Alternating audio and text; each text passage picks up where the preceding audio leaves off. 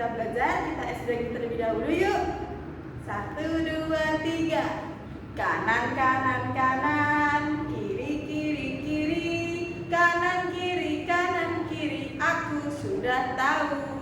Depan, depan, depan, belakang, belakang, belakang, depan, belakang, aku sudah tahu. Atas, atas, atas, bawah, bawah, bawah, atas, bawah, aku juga tahu. Panjang, panjang, panjang, pendek, pendek, pendek, panjang, pendek, aku juga tahu. Terima kasih. Assalamualaikum teman-teman. Halo, apa kabar? Hari ini kita akan membahas tentang warisan budaya daerahku.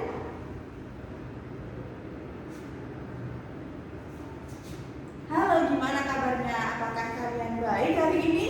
Semoga kalian dalam keadaan sehat ya teman-teman. Hari ini kita akan membahas tentang warisan budaya daerah. Tapi sebelum itu, apakah kalian tahu apa yang dimaksud dengan warisan dan budaya?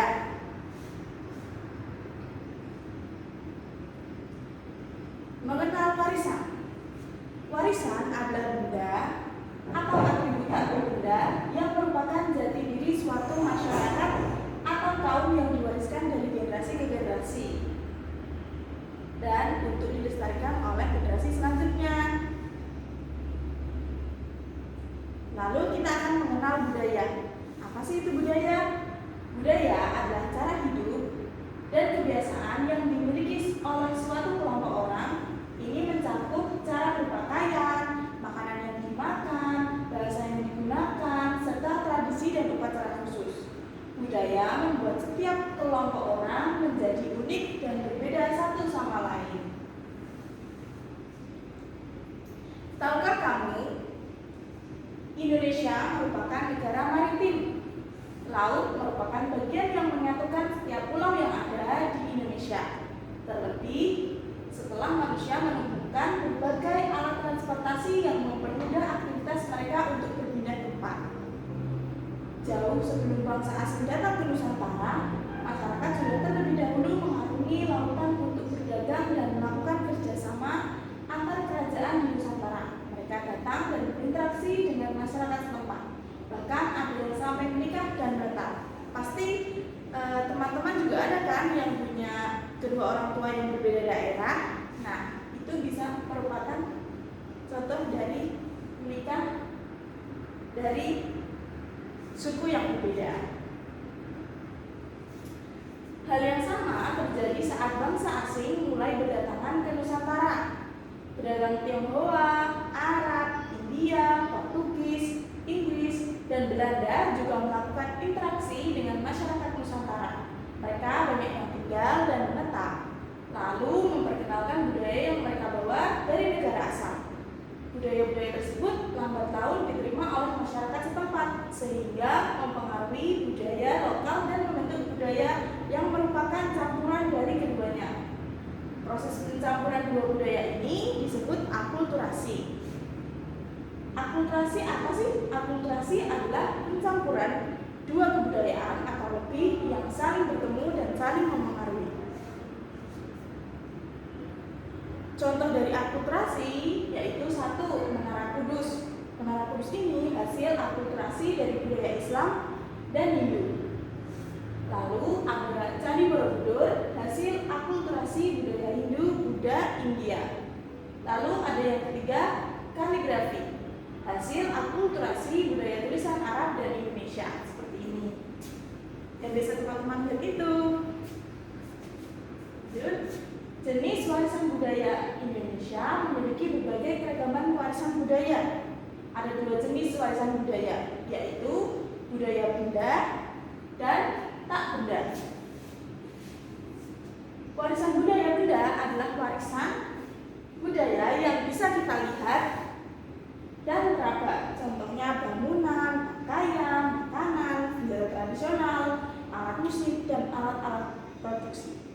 Lalu ada warisan budaya tak benda, adalah warisan budaya yang tidak bisa kita lihat, kita raba, atau namun bisa kita lihat di sekitar kita. Contohnya musik, tarian, kebiasaan,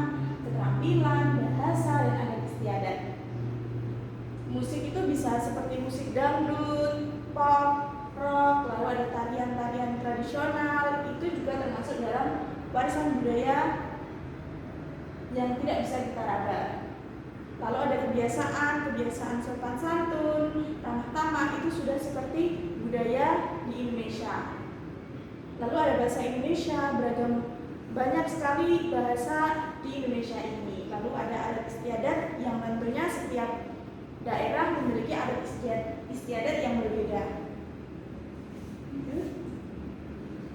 Lalu ada cara menjaga warisan budaya. Warisan budaya tentu akan rusak, akan hilang jika kita tidak menjaganya dengan baik.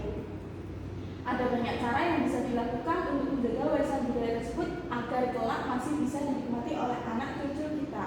Seperti contoh, pemugaran Borobudur merupakan salah satu cara menjaga warisan untuk mengembalikan keutuhan dan kekuatan candi agar Candi Borobudur dapat kokoh berdiri sampai ratusan tahun ke depan.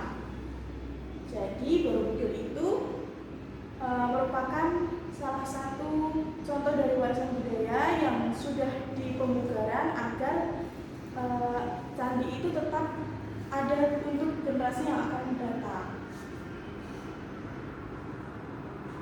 Nah, ada lagi contohnya selain pemugaran Candi Borobudur, ada di pencaksilat. Nah, pencaksilat itu merupakan seni bela diri tradisional dari berbagai suku di Indonesia dan tersebar melalui kesenian Melayu Nusantara yang kepopulerannya kalah dari bela diri yang berasal dari negara lain seperti karate dan taekwondo. Untuk mengatasinya, dibuatlah silat di masyarakat seperti memasukkan pencaksilat sebagai pelajaran di sekolah. Teman-teman pasti ada kan ya ikut ekstrakurikuler pencaksilat. Lalu di sekolah itu mendirikan berbagai klub pencaksilat dan mengadakan lomba-lomba tingkat nasional maupun internasional. Bahkan bela diri pencaksilat muncul di beberapa film internasional sebagai upaya untuk memperkenalkan kepada dunia agar warisan budaya tidak menjadi hilang atau luntur. Apa yang sudah kita pelajari hari ini? Jadi yang kita pelajari hari ini, satu, ada dua jenis warisan budaya, yaitu warisan budaya benda dan tak benda. Lalu ada warisan budaya benda merupakan warisan budaya yang bisa kita lihat dan bisa kita raba seperti gedung, alat musik, pakaian adat, makanan tradisional. Lalu ada warisan budaya tak benda adalah warisan budaya yang tidak bisa kita raba namun bisa kita lihat di sekitar kita. Contohnya musik dan tarian. Lalu yang keempat, warisan budaya bisa terbentuk karena adanya akulturasi dari budaya lain yang masuk ke suatu daerah seperti Candi Borobudur yang ada pengaruh dari budaya Hindu budaya India. Lalu ada warisan budaya harus dilestarikan agar tidak rusak atau punah.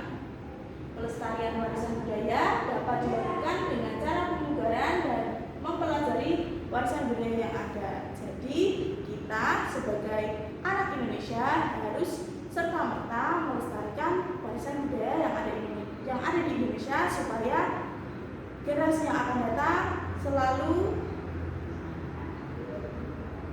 melestarikan. Terima kasih, semoga ilmunya bermanfaat dan mohon maaf apabila ada salah-salah kata dalam menyampaikan materi. Sampai jumpa di presentasi selanjutnya. Terima kasih. Wassalamualaikum warahmatullahi wabarakatuh. Selamat berjumpa di video selanjutnya, teman-teman.